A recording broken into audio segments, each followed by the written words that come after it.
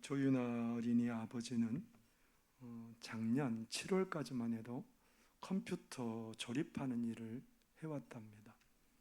아마 사업에 어려움이 있어서 가게를 접게 되었고, 그 순간에 그 조윤아 어린이의 어머니도 직장을 그만두었습니다. 굉장히 계속해서 큰 가정적인 어려움이 있었겠지요. 그러다가 이제 올해 학교에다가 한 달 동안 우리가 농촌 체험을 갑니다 하고 보고서를 냈습니다. 보고서를 내고 이제 그 가족들이 농촌 체험 간다고 갔는데 한 달이 지났는데도 학교에 안 오는 거예요. 그래서 학교에서는 그 보고를 하게 되었고 실종 신고를 하게 되었고, 나중에 보니까 결국은 이들이 세 사람이 탄 차가 바닷속에서 발견되어서 인양을 했습니다. 그들이 죽음에 대해서 정확한 사인은 밝혀지지 않았지만 아마 경제적인 어려움 때문에 극단적인 선택을 했을 거다라는 그런 추측을 합니다. 경제적으로 한 1억 5천 정도의 부채를 지고 있었고, 그리고 가상화폐에 투자를 했다가 손실을 입었고, 회복할 수 없어서 너무너무 힘들어서 그들이 극단적인 아마 선택을 했을 거다. 여러분, 우리 인생을 사노라면 한두 번쯤 고난을 겪지 않는 사람이 어디 있겠습니까? 아마 여기에 나온 우리들 중에도 예배에 집중하지 못할 만큼, 생각에 틀어질 만큼 그런 고민들이 있고 고난들이 있을 수 있습니다. 당장 교회 밖을 나가면 이 문제를 어떻게 해결해야 될까? 그것 때문에 정신이 집중이 안 되고 하나님 앞에 예배하는 예배에 감격이 없고 감사가 없을 수도 있습니다. 조윤아 어린이의 가족만 그런 것도 아니고요, 오늘 여기에 사는 우리의 모습들도 그렇고요, 성경에도 그러한 모습들이라는 것을 우리에게 알려주고 있습니다. 오늘 야곱이 자기 아들이 총리로 있는 애굽으로 자기 식솔들을 전부 다 데리고 갔습니다. 세월이 점점 흘러서 애굽의 사람들은 요셉 때문에 자기들이 구원받고 살아났다는 것을 까마득히 잊어버렸습니다. 그런데 점점 그런 가운데 누가 막 그 숫자가 번성하게 되냐면 이스라엘 사람들이 숫자가 막 번성하게 되는 겁니다. 그런 그들에 대해서 애굽의 왕은 위협을 느끼는 거예요. 얘네들의 숫자가 많아지면 우리에게 위협이 되겠다라는 생각이 드는 거예요. 그래서 애굽 사람들은 이스라엘 사람들을 괴롭히기 시작합니다. 중노동을 시키기 시작하고요, 중노동을 시키면 좀 숫자적으로 좀 줄어들고 그래야 되는데 오히려 더 번성하는 거예요. 그러니까 이제 극단적인 처방을 하게 되는 거죠. 남자 아이들이 낳으면 죽여라. 이스라엘 사람들이 남자 아이를 낳으면 죽여라.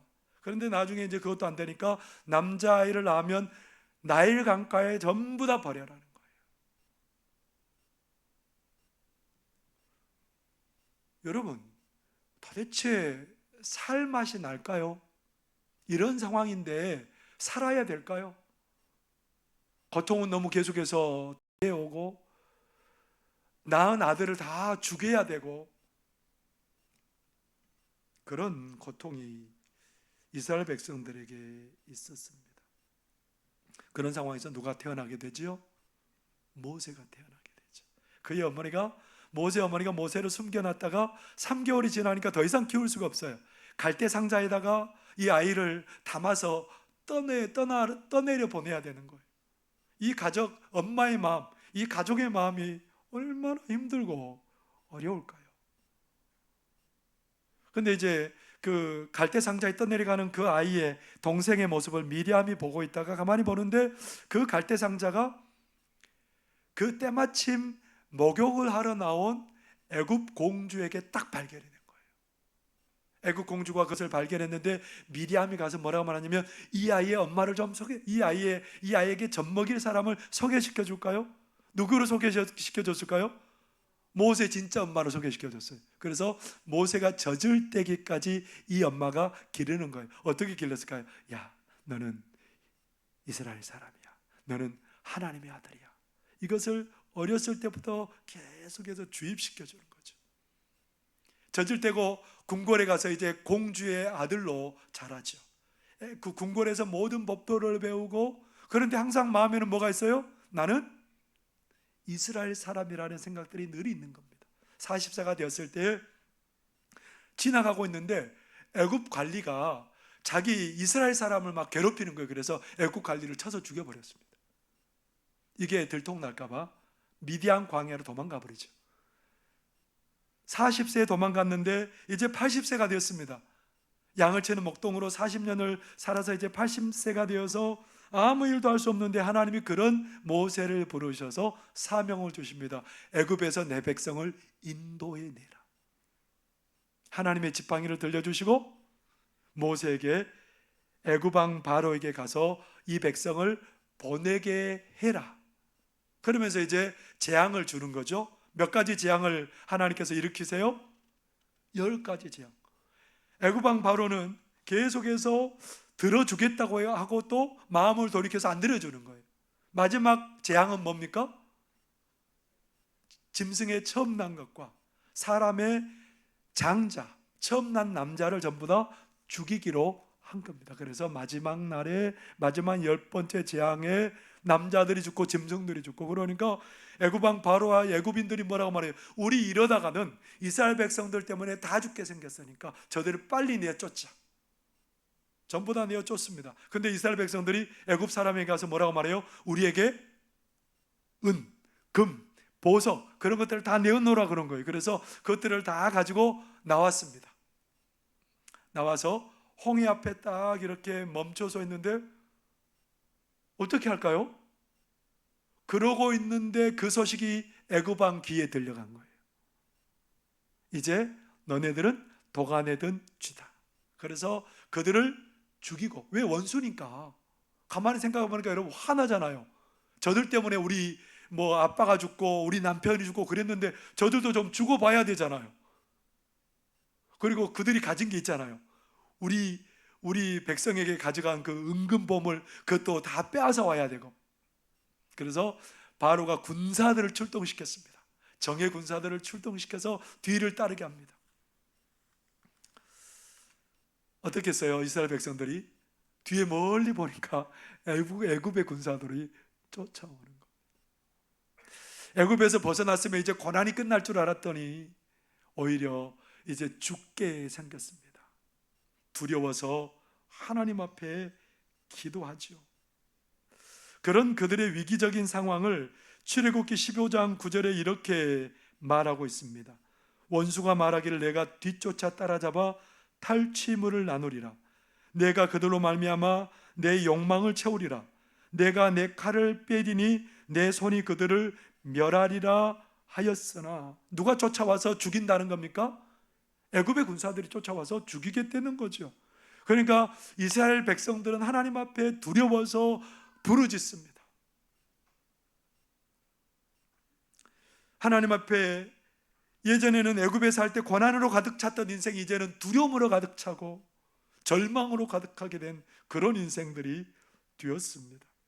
그래서 그들은 불평과 원망하면서 하나님 앞에 뭐라고, 모세와 하나님 앞에 뭐라고 그랬을까요? 출애굽기 14장 11절에서 12절에 보면 이렇게 말합니다. 그들이 또 모세에게 이르되 애굽에 매장지가 없어서 당신이 우리를 이끌어내어 이 광야에서 죽게 하느냐? 어찌하여 당신이 우리를 애굽에서 이끌어내어 우리에게 이같이 하느냐? 우리가 애굽에서 당신에게 이른 말이 이것이 아니냐? 이르기를 우리를 내버려 두라. 우리가 애굽 사람을 섬길 것이라 하지 아니하더냐? 애굽 사람을 섬기는 것이 광야에서 죽는 것보다 낫겠노라. 너무 고난스러우니까 원망하고 불평이 가득한 거예요. 그런데 모세가 뭐라고 말해요? 여러분 두려워하지 마시고 하나님이 우리를 위해서 이루시는 구원을 보십시오. 모세가 그렇게 외쳤습니다. 그리고 모세가 하나님의 지팡이를 바다에 내밀었는데 어떤 일이 벌어졌을까요? 출애굽기 14장 21절에 이렇게 기록하고 있습니다. 모세가 바다 위로 손을 내밀매 여호와께서 큰 동풍이 밤새도록 바닷물을 물러가게 하시니 물이 갈라져 바다가 마른 땅이 된지라. 앞에 가로막고 있던 홍해가 밤새도록 하나님이 바람을 불게 하셔서 그 땅을 갈라지게 하시고 마른 땅 되게 하셨답니다. 어떻게 했을까요? 이스라엘 백성들이 너무너무 기쁘고 감사해서 그 홍해를 건너가게 되었고, 이스라엘 백성들 뒤로 또 누가 쫓아올까요?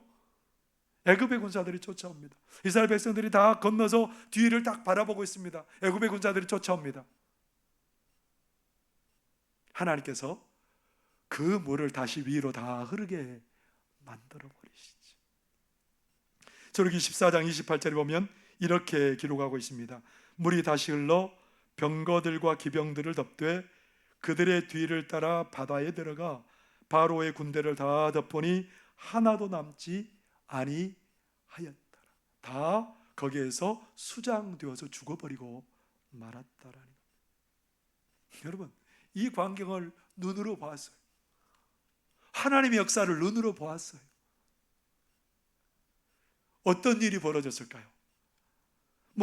찬양하라고 감사라고 말도 안 했는데 그들이 하나님 앞에 노래하기 시작합니다.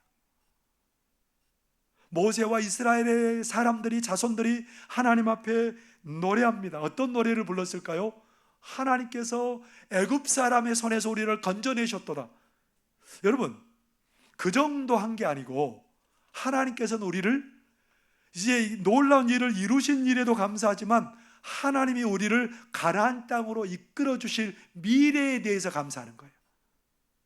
이제 이 놀라운 소식을 들은 이 주변의 민족들 우리를 방해하지 못하고 하나님의 은혜로 우리가 가나안 땅에 잘 들어가게 될 것이다.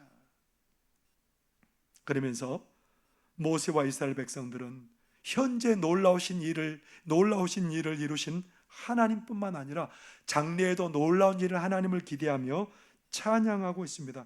장장 몇 절에 이르기까지 찬양할까요? 15장 1절에서 15장 18절까지. 여러분, 그 정도로 하나님을 찬양했으면 잘한 거잖아요. 아니에요? 오늘 아침에 눈 뜨고 교회까지 잘 왔어요. 여기에 와가지고 감사해 보신 분. 어제도 일어났으니까 오늘 일어난 건 당연하고, 어제도 우리가 지난주에도 여기 교회에 와서 예배 드렸으니까 오늘 예배 드린 건 너무너무 당연해요. 오늘 물 잘 삼키셨어요? 오늘 저는 계단을 오르는데 하나도 안 아프고 그냥 너무너무 싱싱한 다리로 잘 올라왔습니다. 근데 제가 찬양하고 감사해 본 적 없거든요. 그냥 계단을 오르는 것 젊기 때문에 당연한 줄 알았습니다. 하나님은 매일매일 매 순간 우리에게 감사하는 일을 주지만 우리는 감사 안 하잖아요. 근데 이스라엘 백성들은 어때요?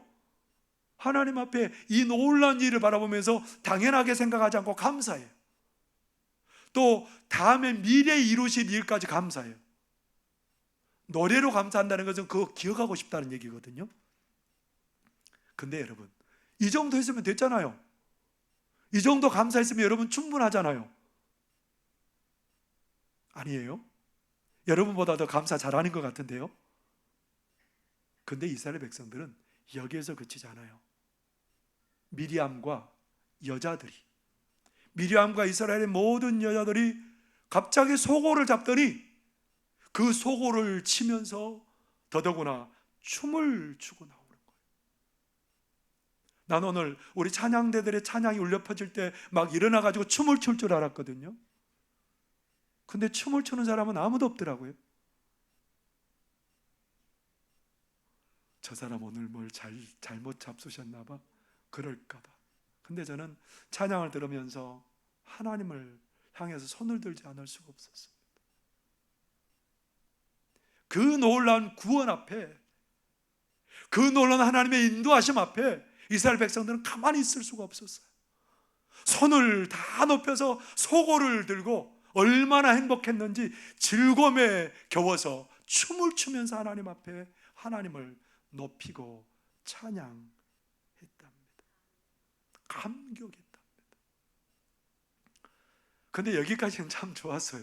하나님이 구원해 주셨으니까 찬양하고 감사하고 이제는 모든 괴로움도 끝나고 걱정도 끝날 줄 알았습니다. 근데 오늘 이 구원의 노래 다음에 구원의 노래가 두 번이나 이렇게 연속해서 울려 퍼진 다음에 일어난 일이 뭐예요? 이스라엘 백성들이 또 광야를 걸어가는데 너무너무 목말랐습니다. 목말라서 물이 많은 곳을 발견해서 야, 역시 그러면 그렇지, 하나님은 그래 우리 편이지. 근데 물을 딱 먹는 순간 어땠을까요? 너무 써서 이거 먹을 수 없는 물이, 그러니까 그림의 떡이죠. 하나님께 얼마나 화가 나야죠. 막 화를 내고 불평하고 있는데 하나님이 모세를 통해서 야, 나무가지 던져라. 나무를 던졌는데 그 물이, 쓴물이 단물로 변했어요. 그들이 또 뭐 했겠어요? 막 감사하고 우리 하나님밖에 없다고. 홍해도 가르셨죠. 쓴물을 단물로 바꾸셨죠. 이 정도 됐으면 이제 어려운 일이 오면 또 어떻게 해야 될까요? 감사해야 되잖아요. 근데 그럴 것 같은데 이스라엘 백성은 안 그래요. 광야를 가는데 배고파요. 고기도 먹고 싶어요. 하나님, 우리 배고프고 고기도 좀 먹고 싶어요. 원망하는 거예요. 또 애굽에 있었으면 우리 적어도 굶지는 않을 텐데요. 그때 하나님께서 어떻게 하셨어요? 하늘에서 만나를 먹이시고 메추라기를 막 불려서 이스라엘 백성들이 정말 마음껏 먹게 했습니다. 이 정도 됐으면 이제 어떻게 해야 돼요? 이제는 이제 하나님 좀 믿겠지. 근데 17절에 보니까, 17장에 보니까 무슨 일이 벌어져요? 또 가다가 목이 마른 거예요. 또 원망해요. 하나님께서 큰 바위 반석에 물이 가득가득 콸콸 쏟아지게 하셔서 이스라엘 백성들을 먹여주셨습니다. 은혜를 경험하는데도 여전히 이스라엘 백성들은 원망하고 불평하는 것을 보여줍니다. 하나님께서 뭘 얘기하고 싶어요? 우리 인생에는 이처럼 늘 고난과 어려움이 오는 게 우리 인생이라는 겁니다. 그러면서 이스라엘 백성들에게 구약 성경에 계속해서 소개되는 사건은 뭐예요? 하나님께서 너희를 애굽에서 건져냈다라는 겁니다. 이 사건을 너희들이 절대 고난의 현장 속에서 너희들이 잊어서는 안 된다라는 겁니다. 이 사건 속에서 하나님이 어떤 일을 벌이셨어요? 구원하셔서 이스라엘 백성들이 찬양했어요. 모세와 모든 남자들, 미리암과 모든 여자들, 남녀노소 누구나 할 것 없이 춤추며 하나님 앞에 찬양했다라는 겁니다. 이 하나님을 고난의 현장 속에서도 잊지 말라는 겁니다.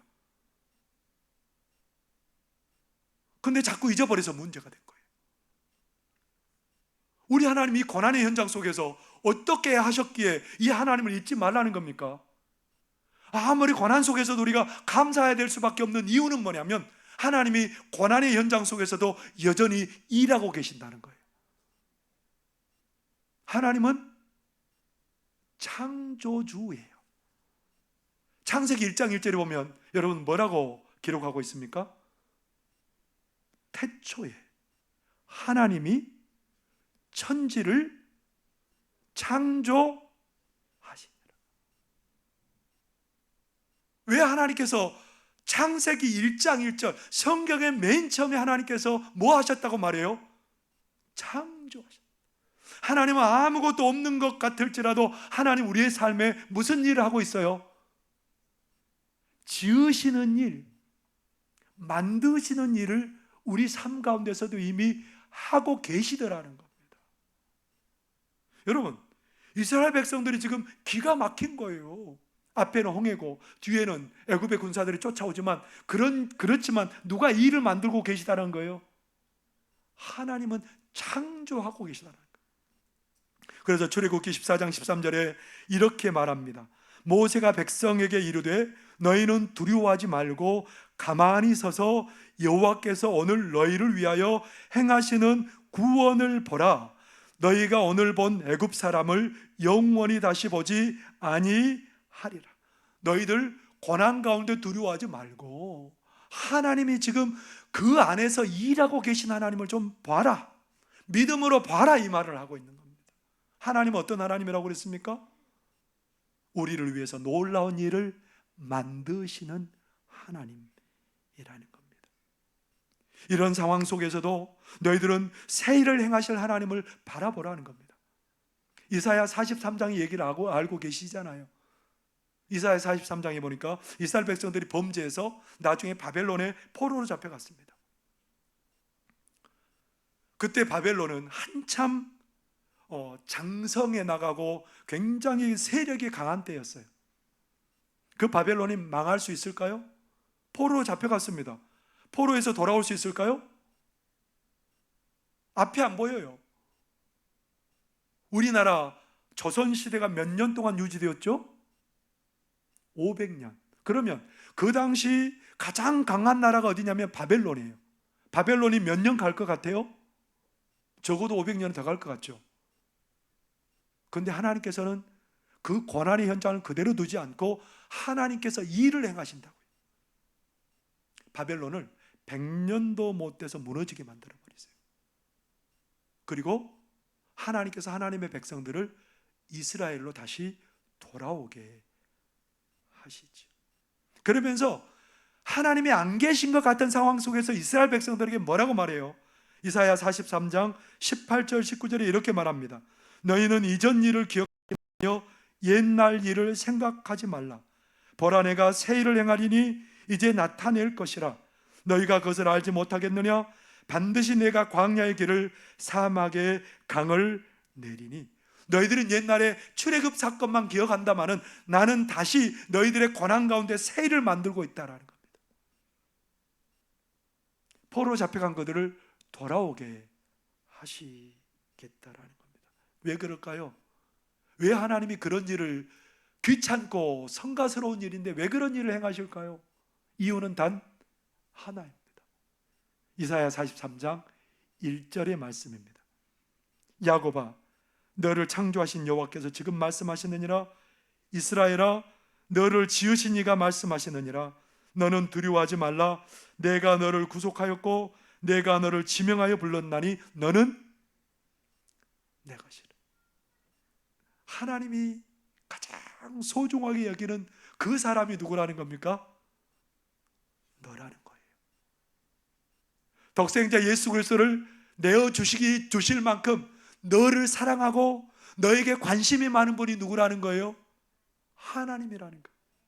그 하나님이 하나님의 능력으로 택한 자들을 위해서 놀라운 일을 일으키시는 분이 우리 하나님이라는 겁니다.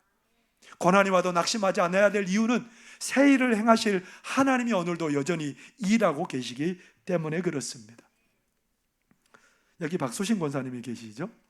박수신 권사님 동생이 캄보디아에서 선교하시는 선교사님입니다.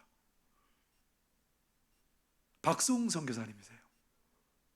2006년도에 캄보디아 선교를 갔는데 여러분, 그 선교 현지가 얼마나 열악한지. 그 선교사님이 식사를 하시는데, 식사를 하면 이제 그 우리 테니스채 같은 그 파리 잡는 거 있잖아요. 아세요? 휘두르면 찌직찌직 하면서 이게 막 잡혀가지고 타는 고기 냄새, 고기 타는 냄새 나죠? 근데 이 선교사님이 식사를 하려고 그러면 이 아래쪽에는 모기들이 막 달려들어가지고 계속해서 피를 빨고요. 위쪽에는 수백 마리 파리떼가 그냥 막 윙윙 날아다녀서 정상적인 식사를 할 수 없는 거예요. 그래서 어떻게 하냐면 얼른 보자마자 식사를 급히 하는 습관이 생겼답니다. 그래서 위에 이 고장이 생기셨대요. 선교 현장이 사실은 만만치 않은 현장이었어요. 전기도 제대로 안 되고 더워서 밤에는 제대로 잠을 잘 수 없고 그런 환경 가운데 선교를 하는데, 선교사님이 늘 간증하는 게 있는데 뭐냐면 어떤 교회에서 교회를 지으라고 1,540만 원을 헌금을 보내줬답니다. 그래서 집사님에게, 집사님 뭐 이제 이 돈 가지고 되는 대로 그렇게 예배당을 지으세요. 여기에서 한 푼이라도 더 넘어가면 내가 감당할 수 없으니까 이것만, 이 가치대로만 지으세요. 그런데 나중에 그 집사님이 한 영수증을 하나 갖고 왔더래요. 가까워 보니까 외상으로 그 뭐 건재상에서 600불 정도 되는 그 돈을 긁은 거예요. 그 선교사님 얘기도 안 들어보고. 지금까지도 굉장히 좀 뭐 한 달에 몇십만 원씩 이렇게 적자를 봐왔는데, 이 선교사님이 그렇게 그래서 정말 적자 보지 말고 이거 지으라 그랬는데 600불을 그렇게 빚을 져왔어요. 하나님이 어떻게 하셨을까요? 어떻게 하셨을까요? 우리 같으면 적은 돈 같지만 얼마 전에 이제 그 일이 있기 전에 어떤 일이 벌어졌냐면, 캄보디아로 선교하러 갔다가 너무 힘들어서 선교를 감당 못하고 나오시는 선교사 부부가 있었습니다. 그 선교사님 부부가 오토바이를 하나 구입했다가 그 오토바이를 이 박수웅 선교사님 아들한테, 박수신 권사님 조카한테 준 거예요. 타고 다니다가 고장이 나가지고 오토바이 이제 가게에 가가지고 있는데 어떤 사람이 400불 줄 테니까 팔라고 했대요. 그래서 아니라고, 나는 600불 안 주면 안 판다고. 그래서 600불을 주고 팔았어요. 그래서 박수웅 선교사님 300불, 아들 300불, 그래서 300불씩 나눠 가졌답니다. 그냥 생긴 거니까. 근데 그런 일이 있고 얼마 후에 600불 건축했다고 달라는 거예요. 그래서 선교사님이 아들한테 가지고, 야, 너 300불 어떻게 했어? 하나도 안 쓰고 있는데요? 300불 내놔 하고 그 300불 다시 받아오고, 자기가 가지고 있는 300불 딱 해가지고 600불을 고스란히 그렇게 교회당 짓는데 지불하고 한 푼도 빚을 안 지고 성전을 건축했다라는 그런 고백을 드렸습니다. 그러면서 그 선교사님이 하시는 말씀은, 하나님이 어떤 상황에서든지 이 놀라운 일을 이루시는 하나님이기 때문에, 그러기 때문에 하나님 앞에 나는 늘 믿음으로 나아간다라고 말씀을 하십니다. 앞이 안 보이는 환경일지라도, 우리 가운데 고난과 슬픔이 가득할지라도 하나님은 우리를 위해서 어떤 일을 만드신다고요? 창조주 하나님으로 새 일을 만드시고 지어가시는 하나님인 것을 여러분들 기억하실 수 있기를 바랍니다. 우리 하나님께서는 그처럼 우리가 고난 속에서도 감사해야 될 이유는, 하나님이 우리를 위해서 새 일을 행하시고, 또 고난 중에도 우리가 감사해야 될 이유는 그 창조주 하나님께서 우리의 삶에 하나님의 좋은 것으로 가득하게 채우실 것을 믿기 때문에 그렇습니다.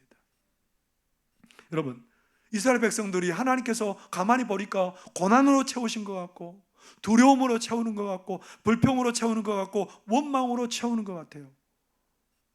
근데 여러분, 하나님의 백성들이 그렇게 불평과 두려움과 원망으로 채워져서 실망하고 낙심해서 그렇게 살아가는 것을 하나님은 원하지 않는다라는 거예요. 하나님은 어떤 분이라는 거예요? 우리를 위해서 창조주로 만나주시고, 하나님은 우리를 위해서 가득한 것들을, 하나님의 가득한 것들을 우리 삶에 채워주신 하나님이라고 그랬잖아요. 하나님께서는 이스라엘 백성들에게 있는 슬픔과 두려움과 근심과 염려를 다 뽑아버리세요. 오히려 하나님께서는 기쁨과 감사와 찬송으로 그들의 삶에 가득하게 채워주세요. 출애굽기 15장 2절에 보면 이렇게 말합니다. 여호와는 나의 힘이요 노래시며 나의 구원이시로다. 그는 나의 하나님이시니 내가 그를 찬송할 것이요 내 아버지의 하나님이시니 내가 그를 높이리로다. 누가요? 하나님이 나의 힘이고 노래가 되셨다는 겁니다. 내 안에 있는 슬픔과 두려움을 다 몰아내시고 기쁨으로 감사로 충만하게 채워주셨다라는 겁니다. 여러분, 우리 하나님은 온 세상을 지으시고 이 온 세상 가운데 하나님의 은혜로 가득가득 채우신다라는 겁니다. 우리 사랑하는 성도들의 삶에도 하나님의 은혜로 날마다 채우시는 복을 주실 줄 믿습니다. 여러분, 욥이라는 사람을 기억하십니까? 욥이 동방에서도 하나님이 자랑할 만큼 훌륭한 사람이었습니다. 재산도 얼마나 많은지, 그리고 자녀들도 10남매, 7아들 3딸을 두셨는데 그 자녀들이 또 믿음으로 살아요. 아버지 말도 잘 순종해요.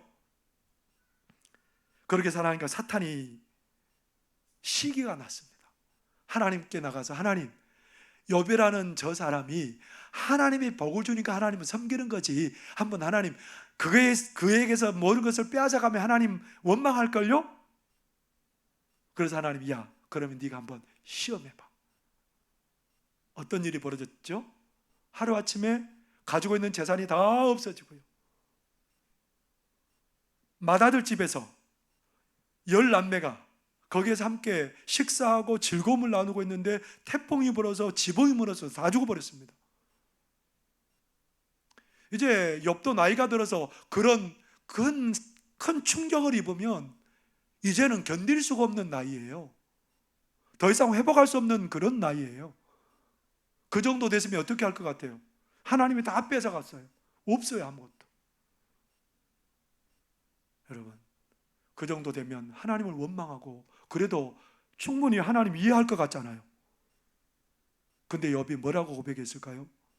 욥기 1장 21절에 보면 욥은 이런 고백을 합니다. 이르되 내가 못해서 알몸으로 나왔사온즉 또한 알몸이 그리로 돌아가올지라. 주신 이도 여호와시오 거두신 이도 여호와시오니 여호와의 이름이 찬송을 받으실지니이다. 하나님, 내가 알몸으로 나왔고 여기까지 이런 것도 하나님의 은혜인데 감사합니다. 하나님, 하나님을 찬양한 거예요. 여기에서 끝난 게 아니에요. 머리끝에부터 발끝까지 종기가 나고 앉도 못하고 서도 못하는 고통 가운데 있습니다. 친구들이 위로하러 갔다가 왔다가 7일 밤낮을 아무 말도 못하고 그냥 지켜보고 있었던 거예요. 이제 욥이 무슨 소망이 있겠습니까? 이렇게 하다가 고통 가운데 있다가 죽는 것밖에 그는 더 이상 바랄 게 없는 거예요. 더 이상 필요한 게 없어요. 그런데 하나님 어떤 분이라고요? 우리의 삶을 하나님의 것으로 가득하게 하셨다. 욥이 그 나이에 그렇게 큰 손상을 입었는데 회복은 무슨 회복이에요? 근데 하나님께서 그의 삶을 놀랍게 채우십니다. 이전보다 갑절의 제물로 채워주시고요, 10남매를 하나님이 또 주셨습니다. 근데 그 세 딸은 어느 사람들과 비교할 수 없을 만큼 아름다웠다라고 말합니다. 불가능한 곳에서 하나님이 놀라운 은혜로 채워주시는 하나님이라는 겁니다. 제가 고향 친구들이 한 40명이 넘는데요, 초등학교 친구들이 한 45명, 중학교 친구들이 한 80명 정도 되는데요, 이 친구는 절대로 예수님 안 믿을 거라고 제가 생각했습니다. 어렸을 때부터 이 친구는 내가 너무 잘 알았기 때문에. 근데 저희 아버님이 돌아가셨을 때 이 친구가 조문을 하러 왔더라고요. 이 친구하고 앉아서 얘기를 해보는데 이제 치과 기공과를 나와가지고 치과 재료를 이렇게 사람들한테 납품하는 그런 일을 하더라고요. 근데 물어보니까 교회 집사래요. 나는 이 친구가 절대 다른 사람은 다 예수 믿어도 이 친구 예수 안 믿을 줄 알았어요. 근데 이 친구 예수 믿어요. 정말 아름다운 가정을 이루고 살아요. 뿐만 아니라 그 자녀들도 얘기를 하는데 학교에서 아이들 가르치는 선생님도 있고 자기 역할을 잘 감당하는 그런 자녀들로 부족함이 없는 그런 가정으로 세워놓는 것을 보았습니다. 이 친구가 하나님 안 믿었으면 이렇게 됐을까? 절대 저는 그렇게 될 수 없을 거라고 지금도 확신합니다. 하나님 믿었기에 하나님이 은혜로 이 친구의 삶을 채워주셨기에 이렇게 복된 삶을 살았다라고 저는 고백할 수밖에 없습니다. 여러분, 우리 하나님은 어떤 하나님이에요? 하나님 우리의 삶에 오셔서 창조주 하나님으로 여전히 역사하고 계실 줄 믿습니다. 그 창조주 하나님은 오늘도 내 삶에 하나님의 좋은 것으로 가득하게 채우신 하나님인 줄 여러분들 믿으시기를 바랍니다. 전반기에 우리 은혜로 잘 지내왔잖아요. 근데 감사 안 했잖아요. 그럴지라도 여러분, 하반기에는 내 삶에 고난이 있을지라도 고난 중에도 여전히 내 삶에 창조주의 역사로 이루어주신 하나님을 기대하시기를 바랍니다. 그 하나님은 우리 삶에 충만하신 하나님입니다. 만물을 충만케 하신 하나님입니다. 가득한 은혜로 채워주신 하나님으로 만나주실 줄 믿습니다. 하반기에는 우리의 삶이 이 하나님을 기대함으로 찬송이 넘치고 감사가 가득한 그런 하반기가 되시기를 바랍니다. 기도하겠습니다. 사랑하신 하나님 아버지, 고맙고 감사합니다. 하나님께서는 우리를 창조주 하나님으로 만나주시고 만물을 충만하게 하신 하나님으로 만나주시는 줄 믿습니다. 이 하나님을 믿기에 남은 하반기에도 어떤 일이 있을지라도, 무슨 일을 당할지라도 찬송하며 감격하며 감사하며 나아가는 그런 믿음의 백성들 되도록 우리를 도와 주옵소서. 예수님 이름으로 기도하옵나이다. 아멘.